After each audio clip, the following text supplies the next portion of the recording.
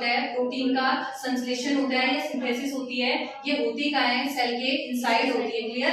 Protein synthesis की process कितने step में होती है, 2। पहला स्टेप है ट्रांसक्रिप्शन, दूसरी है ट्रांसलेशन। ट्रांसक्रिप्शन में क्या होता है, ट्रांसक्रिप्शन में क्या होता है, हमारा डीएनए से आरएनए बनता है, किस एंजाइम की प्रेजेंस में, आरएनए पॉलीमरेज एंजाइम की प्रेजेंस में। आरएनए पॉलीमरेज एंजाइम का दूसरा नाम क्या है, DNA dependent RNA polymerase, because जो हमारा आरएनए पॉलीमरेज है वो डिपेंड किसमें होता है, डीएनए मॉलिक्यूल पे। क्लियर। उसके बाद क्या है, इसके अंदर 3 स्टेज होती है, कौन कौन सी, initiation, elongation, then termination. Initiation क्या है, एक ऐसी स्टेज जिसमें क्या होता है, इनिशिएट होती है हमारी रिएक्शन, उसको क्या बोल देंगे, इनिशिएशन। जब क्या होता है, एमआरएनए का फॉर्मेशन प्रॉपर हो जाएगा, उसको क्या बोलेंगे, इलोंगेशन। और टर्मिनेशन ऐसा प्रोसेस है या ऐसा रीजन है डीएनए में जो क्या करता है, किसी भी प्रोसेस को क्या कर देगा, स्टॉप कर देगा। मींस कि ट्रांसक्रिप्शन की प्रोसेस हमारी स्टॉप हो जाएगी। ठीक। अब इसको हमने किस डायग्राम से देखा, डीएनए के डायग्राम से। एक स्ट्रैंड है डीएनए का 3' से 5', एक स्ट्रैंड है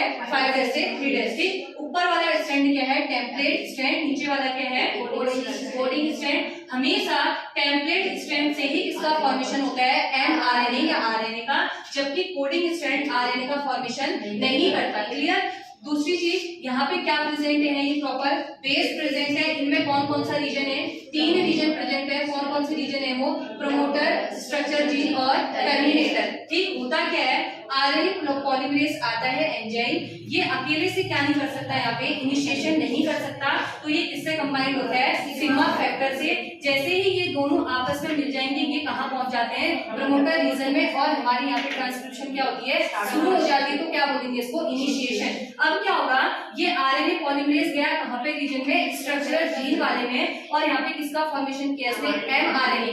जो एमआरएनए बनेगी, इसकी कंडीशन होती है आरएनए पॉलीमरेज की, डायरेक्शन क्या होनी चाहिए, 5' से 3'। ये जिस स्ट्रैंड से बनेगा उसकी डायरेक्शन क्या होगी, 3' से 5', क्योंकि कभी भी एक जैसे स्ट्रैंड या एक जैसी डायरेक्शन में आरएनए का फॉर्मेशन नहीं होगा, दोनों एक दूसरे के क्या होने चाहिए, एंटी पैरेलल होने चाहिए। फाइनली क्या होता है, आरएनए पॉलीमरेज पहुंच जाता है टर्मिनेटर रीजन पर, और टर्मिनेटर रीजन पर पहुंचते ही एक चीज ऐड होती है, उसका नाम क्या है, रो फैक्टर। जैसे ही रो फैक्टर इससे ऐड होगा, तो ये रो फैक्टर जैसे ही ऐड होगा, यहाँ पे ट्रांसक्रिप्शन क्या कर देगा, ये स्टॉप कर देगा, और फाइनली जो सेंटर में हमारा एमआरएनए बना था, ये कहाँ आ गया, बाहर आ गया। मींस कि यहाँ पे ट्रांसक्रिप्शन की जो प्रोसेस है पूरी हो गई हमारी। ठीक। फाइनली बन के आ गया, एमआरएनए बन गया। तुम लोगों को ट्रांसक्रिप्शन समझ में